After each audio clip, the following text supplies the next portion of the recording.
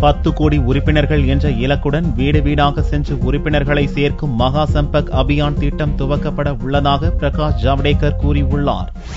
பாரதிய ஜனதா செயற்குழு கூட்டத்தில் பேசிய மத்திய சுற்றுச்சூழல் துறை அமைச்சர் பிரகாஷ் ஜவடேகர், உலகிலேயே பாரதிய ஜனதா கட்சி மிக பெரும் கட்சியாக உருவெடுத்துள்ளதாக பெருமிதம் தெரிவித்தார். பாரதிய ஜனதாவில் மட்டுமே சாதாரண தொண்டரும் பிரதமராகும் ஜனநாயகம் இருப்பதாகவும் 10 கோடி பேரை உறுப்பினர்களாக சேர்ப்பதே பாரதிய ஜனதாவின் இலக்கு என்றும் பிரகாஷ் ஜவடேகர் கூறினார். அடுத்த கட்டமாக 15 லட்சம் புதிய உறுப்பினர்களுக்கு பயிற்சி அளிக்கும் திட்டத்தையும், நாடு முழுவதும் மகா சம்பர்க் அபியான் என்ற திட்டம் மூலம் வீடு வீடாக சென்று உறுப்பினர் சேர்க்கும் திட்டம் துவக்கப்படும் என்றும் பிரகாஷ் ஜவடேகர் அறிவித்தார். विपक्ष आज हताश है, निराश है, दिशाहीन है. जो हमारे है नहीं ऐसे कमियों को ढूंढ रहा है, जो दोष है नहीं उसकी बात कर रहा है.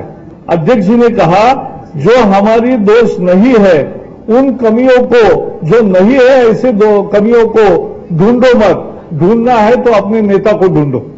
ஏற்கனவே மிஸ்ட் கால் மூலம் உறுப்பினர் சேர்ப்பு திட்டத்தை பாரதிய ஜனதா வெற்றிகரமாக செயல்படுத்தியது.